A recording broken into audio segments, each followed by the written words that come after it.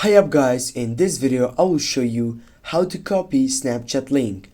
First guys, for example, if you're on your camera side, as you can see also in my case, what you need to do, just simply go and tap on your left upper side on your profile section, and right now when you're on your profile section, here it is the main point.